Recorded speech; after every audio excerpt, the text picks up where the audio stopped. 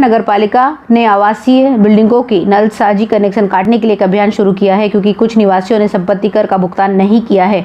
वहीं अभय योजना के नाम पर करोड़ रुपए से तंग आकर बड़े कर बकाया विकासकर्ता, राजनेता और ठेकेदारों को सहारा दिया जा रहा है। आम आदमी को इस तरह की परेशानी दी जा रही है। इस तरह का दोगलापन नगर पालिका में आजकल दिखाई दे रहा है, जिसकी वजह से जनता गुस्से में है। यदि संपत्ति कर का भुगतान नहीं किया जा रहा है तो इस तरह की नगर पालिका की एक टीम वह एक दल बनाया गया है और वह सभी सोसाइटियों में जा रही है और जिन्होंने यह संपत्ति टैक्स नहीं भरा है उनके जाकर कनेक्शन सोसाइटी से कहकर कनेक्शन कटवा रही है। एक तरफ तो ऐसे ही पानी की परेशानी है और दूसरी तरफ टैंकर लाना ही पड़ रहा था और अब ये मुसीबत और कि टैक्स जिनका नहीं भरा उनका कनेक्शन कटवा दिया जा रहा है। वहीं जो बड़े डेवलपर है मीरा भाईंदर में, उनके लिए आवास योजना का यानी कि जो कर पर ब्याज था वो उसका 75% माफ करके उनको आराम से भरने की सारी सहूलतें दी जा रही हैं। अब तक 125 करोड़ रुपए जुटा चुके हैं और 156 करोड़ 72 लाख रुपए बकाया है। इन आम लोगों की संपत्ति कर भी बकाया है। वैकेंसी टैक्स का 86 लाख रुपया बकाया है। ब्याज सहित ये राशि कुल मिलाकर 100 करोड़ रुपए से अधिक। वैकेंसी टैक्स का 86 करोड़ 69 लाख रुपए बकाया है, यानी कि ब्याज सहित ये राशि पूरी 100 करोड़ रुपए से अधिक है। हालांकि बकाया दर के बावजूद विकासकर्ता की संपत्ति को जब्त नहीं किया जा रहा है। उनके पानी के कनेक्शन भी नहीं काटे जा रहे हैं। इसके विपरीत उनके लिए ब्याज मुक्त अभय योजना भी चलाई जा रही है। आरोप यह भी है कि नए बिल्डिंग परमिट भी नगर पालिका द्वारा जारी किए जा रहे हैं।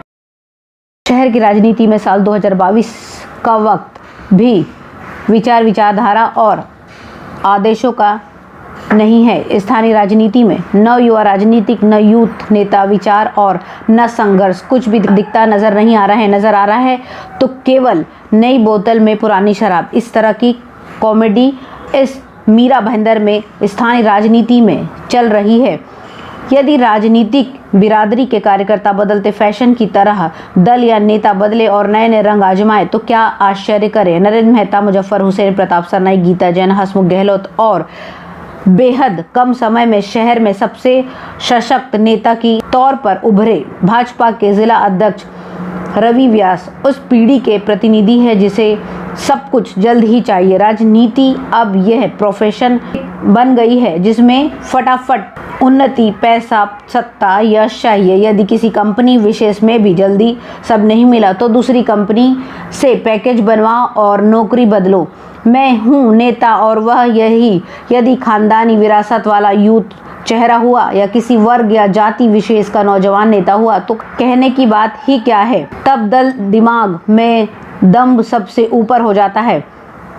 ऐसा नहीं कि अवसरवादी हर पीढ़ी में नहीं होते हैं, सत्ता और पैसे के पीछे नहीं भागते, चाहे इस व्यक्तिगत स्तर पर देख लो या सामूहिक स्तर पर। बावजूद इसके तब 90 के दशक और अब का फर्क तो है। कैसे हुआ ये जो वक्त हमें आज वहाँ ले आया जहाँ हम एक तरफ मनपा के में चरम पर फैल चुके भ्रष्टाचार से मीरा भाईंदर वासी त्रस्त है तो दूसरी ओर सत्ता की भूख के किस्से हैं जिसमें बार बार सवाल बनता है कि स्थानीय राजनीति में विवेक को किस वायरस ने खाया है। ऐसा और इतना कि मनपा चुनाव 2022 से ठीक पहले आशा की कोई किरण किसी भी और से नज़र नहीं आ रही है। पहले तो जनता उम्मीद भी करती थी और आस भी लगाए रहती फौजदार रंगी जैसे अनशनकारी, मिलन मात्रे जैसे लड़ाकू, पर अब मीरा भाईंदर मनपा शासन प्रशासन विरोधी दलों और नेताओं की उपस्थिति में घट रही राजनीतिक घटनाएं यह बता रही हैं कि जिधर देखो उधर राजनीतिक दुकानदारी की भूख में विचारधारा की जीरो चिंता। न तो जनता और न ही शहर किसी को नहीं। निश्चित ही मीरा भाईंदर में 2022 में मनपा चुनाव के ठीक पहले मीरा भाईंदर की जनता अपने को राजनीतिक चौराहे पर ऐसी स्थिति में खड़ा पा रही है जहां उम्मीद और आशा की कोई किरण नजर नहीं आ रही है।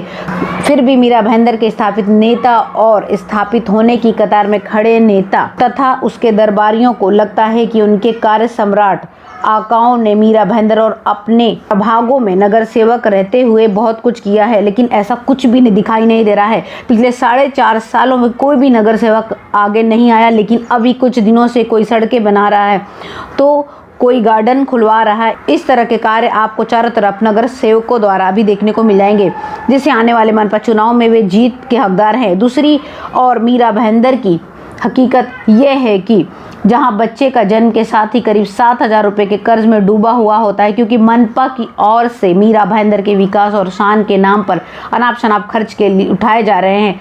कर्ज में ये डूबी नगर पालिका अब एक हिस्सा बन चुकी है लोगों का। कुल मिलाकर सिद्धांतों, राजनीतिक आदर्शों की सब बातें एक और राजनीतिक करियर की चिंता सब पर हावी है। फिर भी वह छोटे अहंकार हो या छोटे मोटे स्वार्थ या अन्य मीरा भाईंदर विरोधी नीतियों से वह सब कुछ हो रहा है, जिसे मौजूदा और भावी युवा पीढ़ियों से यह उम्मीद करना ही नहीं चाहिए कि वे राजनीतिक में विचार, आदर्श और मूल्यों का ख्याल रखेंगे।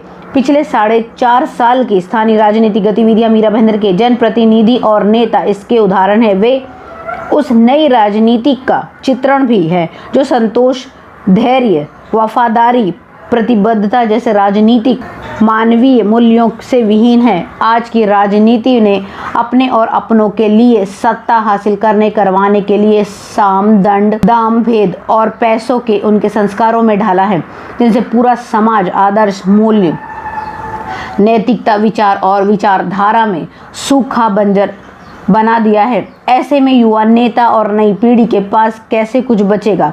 फिलहाल हर कोई अवसरवादी है, क्योंकि हम अब ऐसे वक्त में जी रहे हैं जिसमें अहमन्यता, अहंकार ही सब कुछ है। अगर अहम संतुष्ट होता है तो सब कुछ है, लेकिन जैसे कि इतिहास बताता है कि एक दिन ये अहम भी मर जाएगा।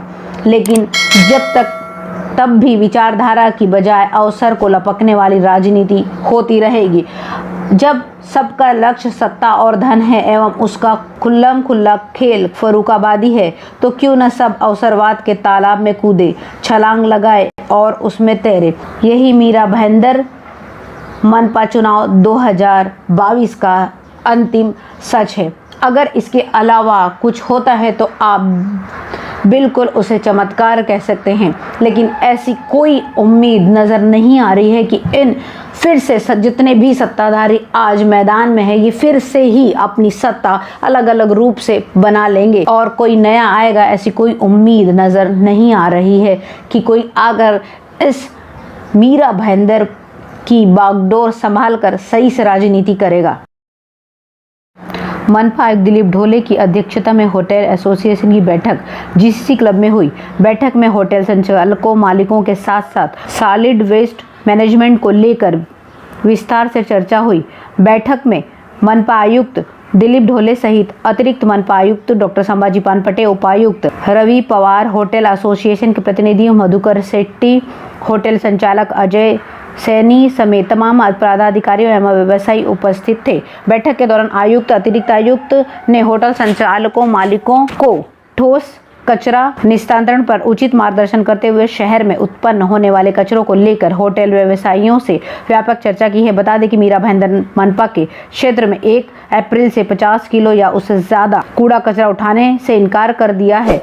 ऐसे में आगे आने वाले समय में होटल व्यवसायियों को किसी भी तरह की परेशानी न हो, इस हेतु जागरूकता सहित विभिन्न विकल्पों पर चर्चा की गई है। होटल व्यवसायी जिनके पास पर्याप्त जगह है, उन्हें इस विशेषज्ञों द्वारा मार्गदर्शित किया गया है कि उनके परिसर में कचरे का निपटान कैसे किया जा सके। जिन लोगों के पास जगह नहीं है, उनके लिए उपयुक्त विकल्प उपलब्ध कराने के संबंध में भी मार्गदर्शन दिया गया है। मनपा आयुक्त ने स्वच्छ सर्वेक्षण 2022 अभियान के सभी होटल प्रमुखों को अपने परिसरों में नियमित सफाई बनाए रखने के निर्देश देते हुए शहर को स्वच्छ रखने और स्वच्छ सर्वेक्षण 2022 अभियान के लिए अच्छी रैंकिंग प्राप्त करने में सहयोग बनने की अपील की है। मनपा आयुक्त दिलीप ढोले ने कहा है कि मनपा क्षेत्र में सिंगल यूज प्लास्टिक पर कार्रवाई की जा रही है। ऐसे में किसी भी होटल संचालकों को पार्सल डिलीवरी करते समय चैन प्लास्टिक का इस्तेमाल नहीं करना है।